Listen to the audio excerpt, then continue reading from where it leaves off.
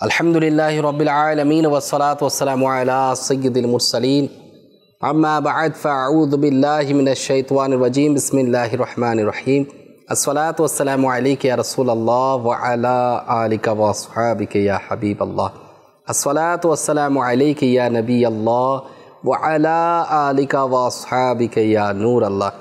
প্রিয় স্নেহ ভাইরা, মাদানী চ্যানেলের দর্শক শ্রোতা, আবারও আপনাদের সম্মুখে উপস্থিত হয়েছি মাদানী চ্যানেলের ধারাবাহিক অনুষ্ঠান দানবীরদের ঘটনা। এই অনুষ্ঠানে আপনারা যেখান থেকে দেখতে পাচ্ছেন সবাইকে অসংখ্য মুবারকবাদ আপনাদেরকে পেশ করছি। আল্লাহ পাক আপনাদের এই উপস্থিতি যারাই দেখতে পাচ্ছেন সবাইকে কবুল করুক।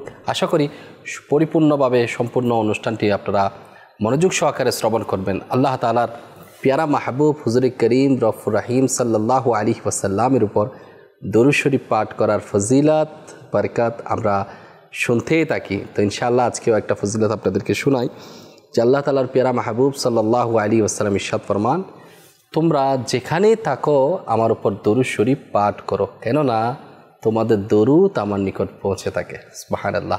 আল্লাহ পাক রব্বুল আলামিনের দয়া মেহেরবানি, আমরা যদি চাই আল্লাহ পাকের দয়া পাবো, আল্লাহ রব্বুল আলামিনের মেহেরবানি পাবো, আল্লাহ পাক আমাদের উপর রাজি খুশি হয়ে যাক এবং হুজুর করিম সাল্লাল্লাহু আলাইহি ওয়াসাল্লামের দরবারে পৌঁছানোর জন্য এর চেয়ে উত্তম মাধ্যম কী হতে পারে? দরুদ শরীফ। সুবহানাল্লাহ।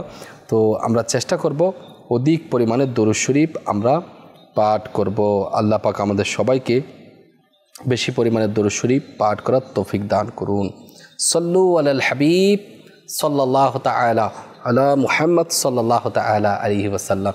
প্রিয় স্নেহ ভাইরা, মাদানী চ্যানেলের দর্শক শ্রোতা, আমরা গত পর্বে শুনেছিলাম হযরতে মনসুর রহমতুল্লাহ আলাইহির ওই ঘটনা যে ইনার পাওনাদারকে হকদারকে 4 দিরহাম পরিশোধ করে দেওয়ার বরকত আল্লাহ পাক ওই একজন গোলামকে কতই বরকত দিয়েছেন, কতই না আল্লাহ পাকের দরবার থেকে পুরস্কৃত সে হয়েছে।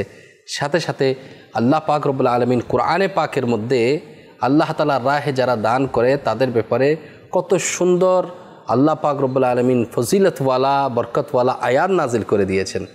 এবং সুবহানাল্লাহ, সেটার বরকত ওরাই তো পাবে যারা আল্লাহ তাআলার রাহে বেশি পরিমাণে দান করেন। এবং ওই সমস্ত দানবীর যারা আল্লাহ তাআলার দরবারে মকবুল হয়েছেন, কবুল হয়েছেন, ওই সমস্ত আল্লাহওয়ালা পরেজগার ব্যক্তি, মাশাআল্লাহ, এনাদের ঘটনা আমরা শুনবো। তো আজকে ইনশাআল্লাহ তাআলা আমরা কিছু ঘটনা নিয়ে আমি আপনাদের সম্মুখে উপস্থিত হয়েছি। ইনশাআল্লাহ তাআলা আপনাদেরকে শোনাবো। আমরা ঘটনা শোনার পূর্বে আসুন উৎসাহ উদ্দীপনা বৃদ্ধির জন্য, আল্লাহ তাআলার রাহে দান করার জন্য, আমাদের মনের উৎসাহ যেন বৃদ্ধি পায়, আল্লাহ তাআলার রাহে মন খুলে আমরা দিতে পারি, সেজন্য আল্লাহর পিয়ারা নবী রাসূল পাক আলাইহিস সালাতু ওয়াস সালামের নূরানি ফরমান আমাদের যত বেশি আমরা শুনবো তো আমাদের ইনশাআল্লাহ তাআলা উৎসাহটা আরও বৃদ্ধি পাবে। কারণ আল্লাহর পিয়ারা নবী রাসূল পাক সাল্লাল্লাহু আলাইহি ওয়াসাল্লাম আমাদেরকে উত্তম দিক নির্দেশনা আমাদেরকে দিয়েছেন। ওই দিক নির্দেশনা যদি আমরা মানতে পারি, চলতে পারি, আমাদের দুনিয়া এবং আখিরাতের মধ্যে আমরা সফল কাম হতে পারবো। তো দেরি না করে আসুন আমরা কিছু আল্লাহ নবী আলাইহিস সালাতু ওয়াস সালামের হাদিসে মুবারাকা বাণী আমরা শ্রবণ করি। আল্লাহ তাআলার প্যারা নবী রাসূল পাক সাল্লাল্লাহু আলাইহি ওয়াসাল্লাম ইরশাদ ফরমান, যেটা মুজামুল কবির 4402 হাদিসে মুবারাকা, যে ইরশাদ হচ্ছেন, সদকা মানে যে সদকা করে এটা মন্দের 70টি দরজা বন্ধ করে দেয়। মন্দের 70টি দরজা বন্ধ করে দেন। মুজামুল কবিরের 771 হাদিসে মুবারকার মধ্যে আসছে এটা, যে আল্লাহর হাবিব আলাইহিস সালাতু ওয়াস সালাম ইরশাদ ফরমান, প্রত্যেক ব্যক্তি কিয়ামতের দিন তার সদকার ছায়ায় থাকবে, এমনকি মানুষের মাঝে ফয়সালা করে দেওয়া হবে। আল্লাহ পাক রব্বুল আলামিনের কতই দয়া যে সদকা ছায়া হিসেবে আমাদেরকে, যেদিন কিয়ামতের ময়দানে কেমন উত্তপ্ত কেমন ঘটনা ঘটবে আমরা মাদানী চ্যানেলে বারবার শুনে থাকি, এই সময় আমাদের জন্য সদকা কতই না উপকার দিবে। তো যে জিনিসটা আমাকে আখিরাতে পরকালীন সময়ে আমাকে উপকার দিবে, তো সে জিনিসটা আমরা কেন গ্রহণ করব না? তো আমরা নিয়ত করি ইনশাআল্লাহ তাআলা যে জিনিসটা আমাদের জন্য কল্যাণ বয়ে আনবে, হোক দুনিয়াতে কিংবা আখিরাতে। দুনিয়াতেও হয়তো আমরা সামান্য পাবো, কিন্তু আখিরাতে তো আমাদের জন্য অসংখ্য রয়েছে, সেটা আমরা গ্রহণ করব।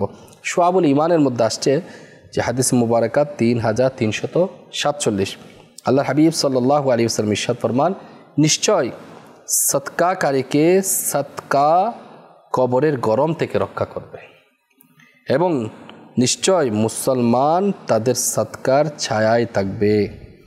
কত সৌভাগ্যবান ওই সমস্ত দানবীর যারা আল্লাহ তাআলার রাহে দান করে করে নিজের কবরের উত্তপ্ততা কমায় ফেলবে, সেখান থেকে রক্ষা পাবে। সুবহানাল্লাহ।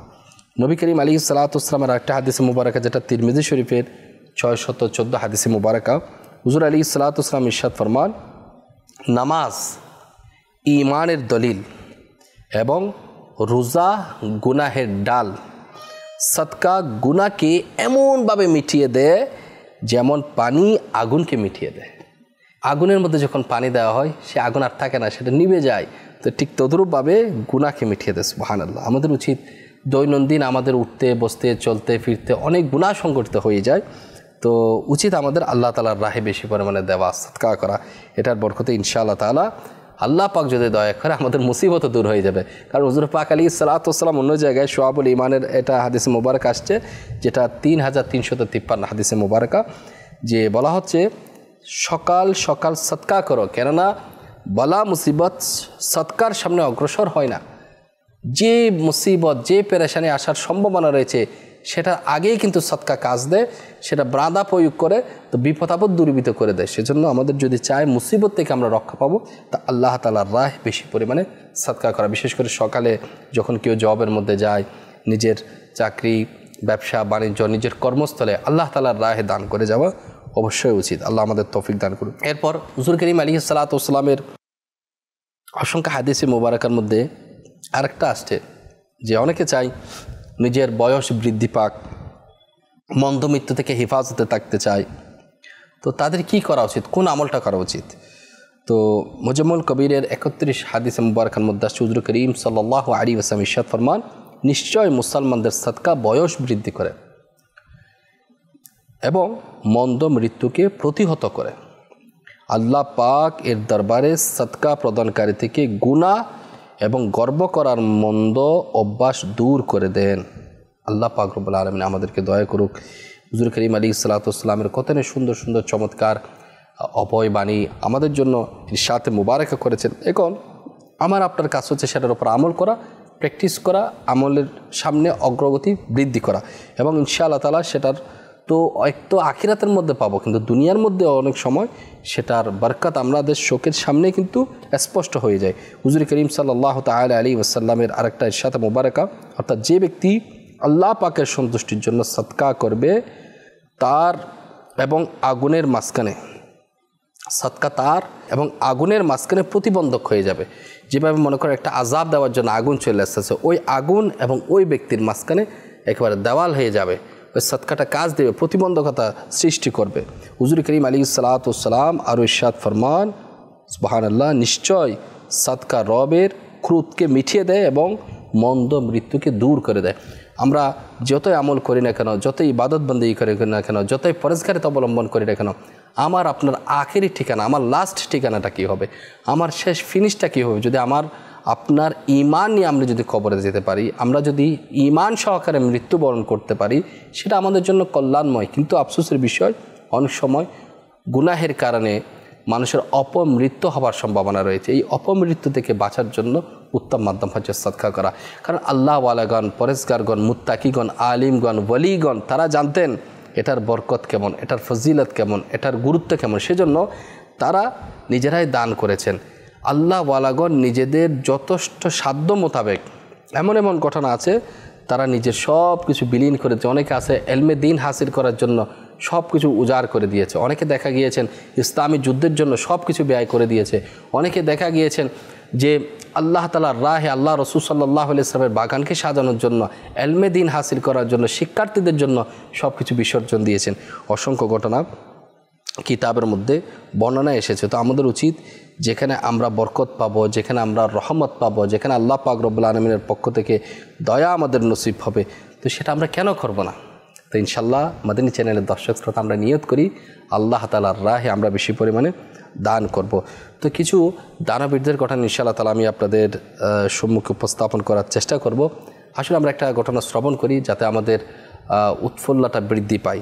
হযরতে আইয়ুব বিন ওয়াইল লাসিবি রহমতুল্লাহ আলাইহি ইনি বর্ণনা করেন, আমি মদিনায়ে মনোয়ারা সুবহানাল্লাহ উপস্থিত হলাম, তখন আমাকে হযরতে আব্দুল্লাহ বিন ওমর রাদিয়াল্লাহু তাআলা আনহুমা এর একজন প্রতিবেশী বলল, যে তার নিকট হযরতে আমিরে মুআবিয়া রাদিয়াল্লাহু তাআলা আনহু এর পক্ষ থেকে 4000 দিরহাম এসেছে। কয় হাজার? 4000 দিরহাম। আরেক ব্যক্তির পক্ষ থেকেও তত সমপরিমাণ দিরহাম এসেছে, তাও 4000 দিরহাম এসেছে। একজন ব্যক্তি 2000 দিরহাম এবং একটি উন্নত মানের চাদর তার খেদমতে পাঠালেন। দেখেন কতগুলা, সুবহানাল্লাহ, এতগুলা নিয়ামত, এতগুলা মাল চলে আসলো। অতঃপর হযরতে আব্দুল্লাহ বিন ওমর রাদিয়াল্লাহু তাআলা আনহুমা বাজারে গেলেন এবং নিজের বাহনের জন্য বাকিতে পশু খাদ্য কিনলেন। এত মাল নেই, এত টাকা নেই যে তিনি নগদ টাকা দিয়ে মাল পণ্য দ্রব্য ক্রয় করবে, তিনি বাকিতে কিনলেন। তো বললেন, আমি তো তাকে চিনে ফেলেছি। অতঃপর আমি তার স্ত্রীকে পর্দার আড়াল থেকে বললাম, আমি আপনার থেকে কিছু জিজ্ঞাসা করতে চাই এবং আমি পছন্দ করব যে আপনি আমাকে সত্যি সত্যি করে ঘটনাগুলো খুলে বলবেন।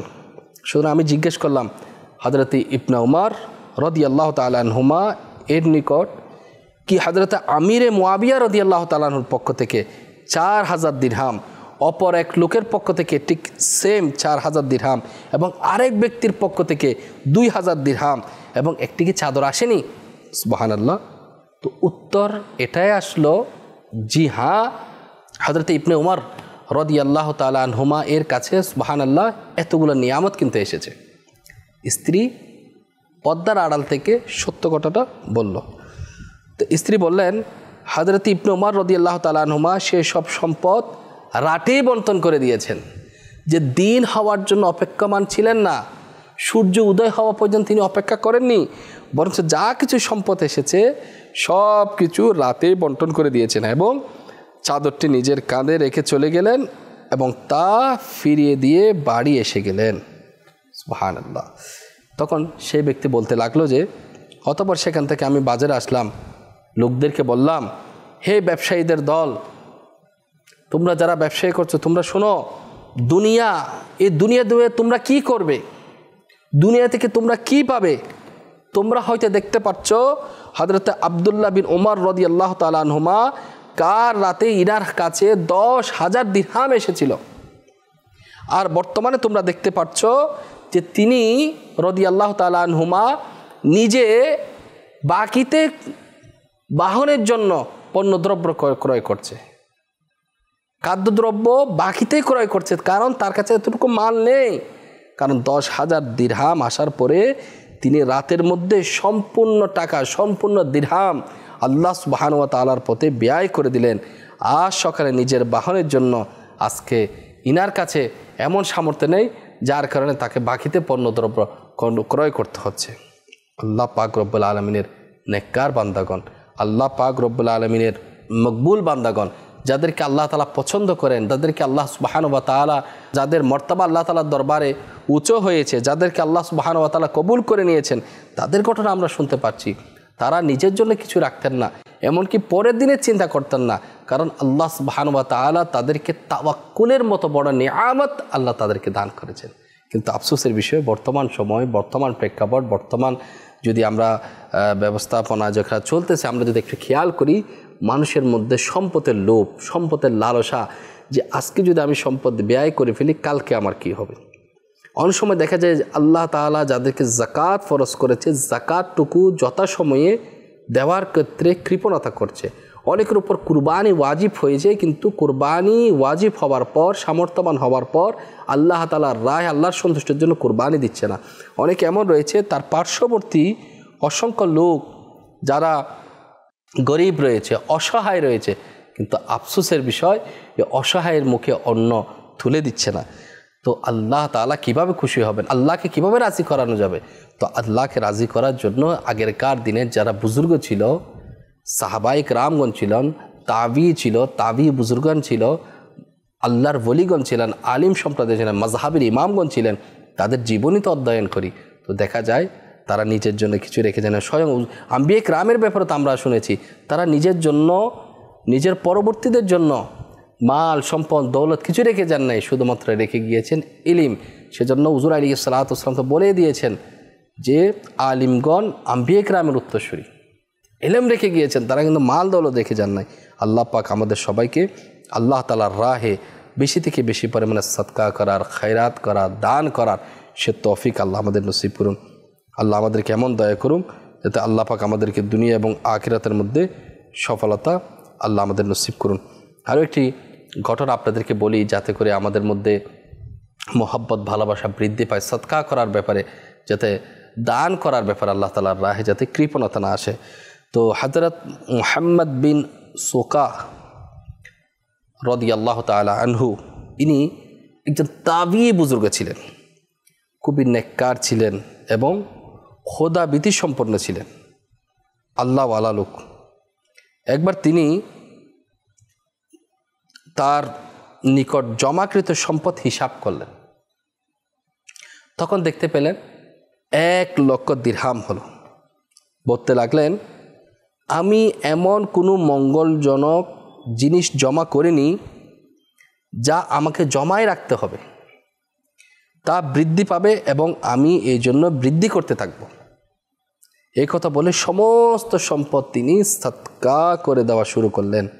আর তখনও 1 সপ্তাহ পুরা হয়নি যে তার মাত্র 100 দিরহাম অবশিষ্ট রয়েছে। 1,00,000 দিরহাম থেকে তিনি প্রায় সবগুলো আল্লাহ তাআলার রাহে ব্যয় করলেন, দান করলেন, মাত্র 100টা দিরহাম অবশিষ্ট রয়েছে। অপর এক বর্ণনায় এটাও রয়েছে যে হযরত মুহাম্মদ বিন সোকাহ রাদিয়াল্লাহু তাআলা আনহু এর পিতা থেকে উত্তরাধিকার সূত্রে, পৈতৃক সূত্রে 1,00,000 দিরহাম পেয়েছিলেন। তিনি সব কিছু আল্লাহ তাআলার রাহে, আল্লাহ তাআলার সন্তুষ্টির জন্য সদকা করে দিলেন। এমনকি নিজের জন্য কিছু টাকা অবশিষ্ট রাখলেন না, সবই উজাড় করে দিয়েছেন। সুবহানাল্লাহ। আল্লাহ পাক রব্বুল আলামিন আমাদেরকে কবুল করুন যে আমিরুল মুমিনিন হযরতে সাইয়েদনা ফারুক আজম রাদিয়াল্লাহু তাআলা আনহুর শাহজাদা হযরতে আব্দুল্লাহ এবং মুহাম্মদ বিন সোকা রাদিয়াল্লাহু তাআলা আনহুর সদকার প্রেরণার প্রতি শত কোটি মারহাবা। যদি আল্লাহ পাক আমাদেরকেও তাদের সদকা থেকে, তাদের যে আগ্রহতা ছিল সেখান থেকে একটু জাররা পরিমাণ যদি মোহাব্বত, ভালোবাসা এবং ওই নিয়ামত আমাদের নসিব হয়ে যায়, তো ইনশাআল্লাহ তাআলা আমাদের নসিব হয়ে যাবে। আমরা পরিশ্রম করি, টাকা উপার্জন করি, কার জন্য? আমাদের জন্যই তো করি, আমাদের পরিবার পরিজনের জন্যই তো করি। তো আমি কতটুকু খেতে পারবো, আমি কতটুকু বস্ত্র পরিধান করতে পারবো, আমি আমার পরিবারের জন্য কতটুকু আমি উপার্জন করে তাদেরকে খাওয়াইতে পারবো। এমনও দেখা যায় যদি 5-10 পুরুষ যদি অতিবাহিত হয়ে যায়, এই সম্পদ বুক করে শেষ করা যাবে না। এমনও ব্যক্তির অঢেল সম্পদ আমাদের চোখের সামনে রয়েছে, কিন্তু আল্লাহ তাআলার রাহে দেওয়ার ক্ষেত্রে মন মানসিকতা খুবই ছোট। তো এমন যাতে না হয়, বরঞ্চ আমাদের খেয়াল রাখতে হবে, সদকা করলে কমে যায় না, বরঞ্চ আল্লাহ তাআলা অসংখ্য গুণ বাড়িয়ে দেন। কারণ আমি আপনাদেরকে গত পর্বেই আল্লাহ পাক রব্বুল আলামিনের হুকুম, আল্লাহ পাক রব্বুল আলামিন কির সাথে মুবারাকা করেছেন সেটা শুনিয়েছিলাম। হযরতে আবু কাবশা আনমারি রাহমাতুল্লাহ আলাইহি থেকে বর্ণিত, তিনি নবী করিম রফুর রাহিম সাল্লাল্লাহু তাআলা আলাইহি ওয়াসাল্লামকে ইরশাদ করতে শুনেছেন, একটি বিষয়ে আমি শপথ করছি, আল্লাহর হাবিব আলাইহিস সালাতু ওয়াস সালাম শপথ করে বলছেন যে কোনো বান্দার সম্পদ সদকা করাতে কমে না। আল্লাহর হাবিব আলাইহিস সালাতু ওয়াস সালাম, যিনি দু জাহানের বাদশাহ, যিনি আমাদের দয়ালু মুনিব, যিনি আমাদেরকে পথ প্রদর্শনা দেখিয়েছেন, যিনি নবী করিম আলাইহিস সালাতু ওয়াস সালাম সৃষ্টি না করলে আল্লাহ তাআলা কুল কায়নাত সৃষ্টি করতেন না, সে নবী করিম আলাইহিস সালাতু ওয়াস সালাম সুবহানাল্লাহ আমাদেরকে কসম করে জানিয়ে দিচ্ছেন যে সদকা করার মাধ্যমে সম্পদ কমে না। তা আমরা যদি নিজেরাই যদি অলস হয়ে যায়, কৃপণ হয়ে যায়, আল্লাহ মাফ করুক, তাহলে আমাদের কি হবে, আমাদের হালতটা কি হবে? তো নিয়ত করি ইনশাআল্লাহ তাআলা যখনই আল্লাহ তাআলার রাহে যেদিকে দেওয়া প্রয়োজন হয়, আল্লাহ পাক যাকে যতটুক সামর্থ্য দিয়েছেন আমরা যাতে সে মোতাবেক আল্লাহ তাআলার রাহে দান করি। কারণ এই দান করার মাধ্যমে ইনশাআল্লাহ তাআলা আল্লাহ পাক সম্পদের মধ্যে নিরাপত্তা দান করবেন, মঙ্গল দান করবেন, বরকত দান করবেন, এবং সর্বোপরি ইনশাআল্লাহ তাআলা নিজের ঈমানের হেফাজত হবে, মালের হেফাজত হবে। আর যদি যারা ব্যয় করে, সুবহানাল্লাহ, আল্লাহ পাক তাদেরকে কেমন দান করেন, আল্লাহ পাক কেমন খুশি হয়ে যায়, সুবহানাল্লাহ। হযরতে কায়েস বিন সালেহ আনসারি রাদিয়াল্লাহু তাআলা আনহু বলেন, তার ভাইয়েরা রাসূল পাক সাল্লাল্লাহু আলাইহি ওয়াসাল্লামের বিরুদ্ধে অভিযোগ করলো যে তিনি অহেতুক ব্যয় করেন, হযরতে কায়েস বিন সালে আনসারী রাদিয়াল্লাহু তাআলা আনহুর বিরুদ্ধে বাইরে নালিশ করতেছে হুজুর করিম সাল্লাল্লাহু আলাইহি ওয়াসাল্লামের দরবারে যে তিনি অহেতুক খরচ করেন, ইনি একেবারে হাত খুলে খরচ করেন। হুজুর করিম সাল্লাল্লাহু আলাইহি ওয়াসাল্লাম ইরশাদ করেন, তোমাদের ভাইদের কি সমস্যা? তারা এটা ভেবে তোমার বিরুদ্ধে অভিযোগ করছে তুমি অহেতুকভাবে তোমার সম্পদ খরচ করছো, তোমার হাত নাকি অনেক খোলা, তুমি মন খুলে দিল খুলে মানুষের জন্য খরচ করো। তখন আরজ করলাম, তিনি বলছেন, ইয়া রাসূলুল্লাহ সাল্লাল্লাহু আলাইহি ওয়াসাল্লাম, আমি নিজের আয় থেকে নিজের অংশ রেখে নিজের অংশটা নিয়ে অবশিষ্ট অংশটুকু আল্লাহ পাকের পথে নিজের বন্ধু বান্ধবের জন্য আমি ব্যয় করে দিই। তখন হুজুর করিম সাল্লাল্লাহু আলাইহি ওয়াসাল্লাম আমার বুকে হাত মুবারক রাখলেন। হুজুর আলাইহিস সালাতু ওয়াস সালামের নূরানি হাত সুবহানাল্লাহ হযরতে কায়েস বিন সালে আনসারী রাদিয়াল্লাহু তাআলা আনহুর বুকের মধ্যে রাখলেন এবং তিনবার ইরশাদ করলেন, খরচ করো, আল্লাহ পাক তোমাকে প্রদান করবেন। খরচ করো, আল্লাহ পাক তোমাকে প্রদান করবেন। খরচ করো, আল্লাহ পাক তোমাকে প্রদান করবেন, আল্লাহ পাক তোমাকে দিবেন। তো হযরতে কায়েস রাদিয়াল্লাহু তাআলা আনহু বললেন, অতঃপর আমি আল্লাহর পথে বের হতাম, তখন আমার নিকট আমার বাহন থাকতো, মাত্র আমার বাহনটা থাকতো, আমি শুধু আমার বাহন নিয়ে বের হতাম।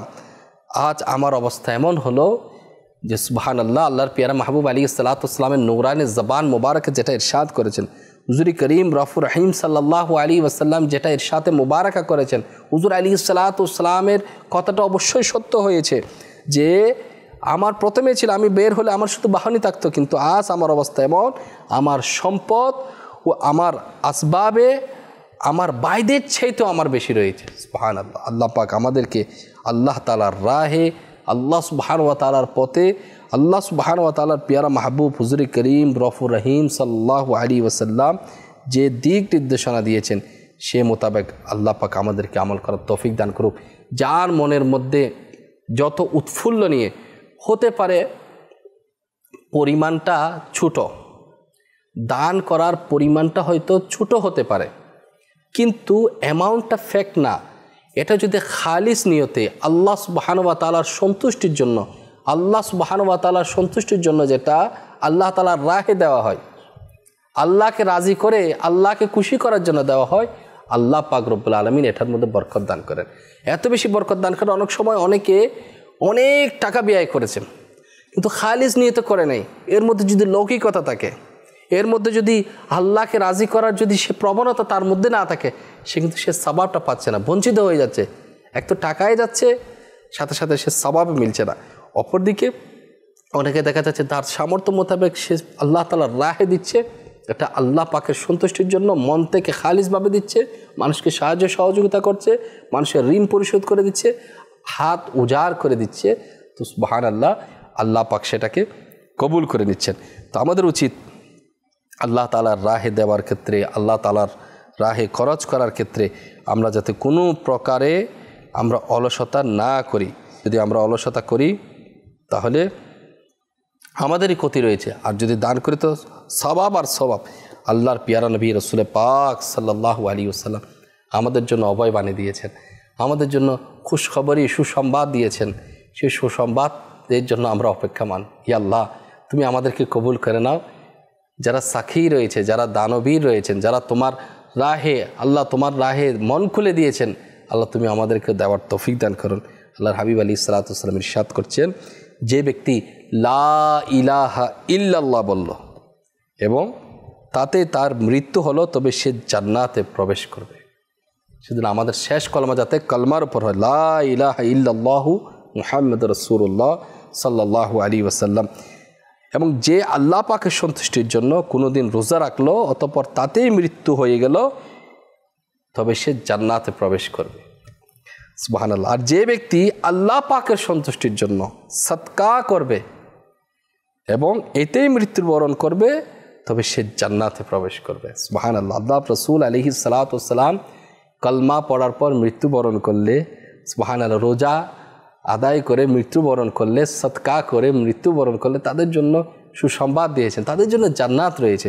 তো সুবহানাল্লাহ, আমরা শুধু জান্নাতের প্রত্যাশী হলে হবে না, শুধু জান্নাত প্রত্যাশা করলাম, জান্নাতে নিয়ে যাওয়ার মতো যে আমল রয়েছে, যে নেক আমল রয়েছে, যে নেক কাজ রয়েছে, সেটা যদি আমি আপনি না করি তাহলে কীভাবে রবের দরবার থেকে জান্নাত প্রত্যাশা করব, কিভাবে আমি চাইবো? তো আমাদের উচিত মন খুলে দিল খুলে আল্লাহকে রাজি করার জন্য, আল্লাহর হাবিব আলাইহিস সালাতু ওয়াস সালাম যে দিক নির্দেশনা দিয়েছেন, যে আমল করার মাধ্যমে সহজভাবে আমি কল্যাণ পাবো, মুক্তি পাবো, সে আমলটার মধ্যে লেগে যাব। আলহামদুলিল্লাহ আজ্জা ওয়া জাল দাওয়াত ইসলামী আমাদেরকে ওই গাইডলাইন দিয়ে যাচ্ছে। আমাদের সময়টা খুবই কম, একদিন আমাদেরকে মরতে হবে। আমাদের আখেরি ঠিকানা, আমাদের লাস্ট ঠিকানা কিন্তু কবর। আমি প্রিপারেশন নিচ্ছি যে আমি একটা বাড়ি করব, আমার কর্মস্থল থেকে আমি যদি একটু ভালো স্যালারি হয়, কিন্তু আমার যদি এটা হয় আমি এই প্ল্যান করি, কিন্তু যেটাই করি না কেন আমাদের যে লাস্ট প্ল্যান সেটা তো কবর। সে কবরে ভালো থাকার জন্য, যেটা কবরে আমাকে আরাম দিবে, শান্তিতে রাখবে, বিপদ আপদ মুক্ত করে দিবে, পেরেশানি দূর করে দিবে, যে সৎকার ফজিলত আসছে সুবহানাল্লাহ, সেটার প্রতি আমরা একটু খেয়াল করি, সেটার প্রতি আমরা একটু তাওয়াজ্জু দিই। তো ইনশাআল্লাহ আল্লাহ যদি আমাদেরকে দয়া করেন তো মন খুলে দিল করে উজাড় করে দেওয়ার ক্ষেত্রে কোনো প্রতিবন্ধকতা থাকবে না ইনশাআল্লাহ তাআলা। ক্রমান্বয়ে এই অনুষ্ঠানের মাধ্যমে ইনশাআল্লাহ তাআলা আপনাদেরকে বলবো, যাদেরকে আল্লাহ তাআলা দৌলতের দিক দিয়ে হয়তো কম দিয়েছেন, এমনও ব্যক্তি আছে আল্লাহ ওয়ালা যারা সব কিছু দিয়ে দিয়েছেন এবং আল্লাহ তাআলার দরবারে কত সম্মানিত হয়েছেন। ইনশাআল্লাহ এই অনুষ্ঠানটি আপনারা দেখতে থাকুন। ক্রমান্বয়ে আল্লাহ যদি চায় ইনশাআল্লাহ তাআলা আপনারা শুনতে পাবেন এবং আমল করারও চেষ্টা করি। শুধু শোনার মধ্যে আমরা শুধু শুনলাম তো আমল করলাম না, এমন যাতে না হয়। ইনশাআল্লাহ তাআলা আমল করলে আমরা দুনিয়াতেও এর সফল পাবো এবং আখিরাতে সুফল আমরা পাবো ইনশাআল্লাহ তাআলা। আল্লাহ পাক আমাদের সবাইকে যা শুনেছি এর উপর আমল করার সে তৌফিক দান করুন। আমিন বিজাহিন নবীর আমিন সাল্লাল্লাহু তাআলা আলাইহি ওয়াসাল্লাম।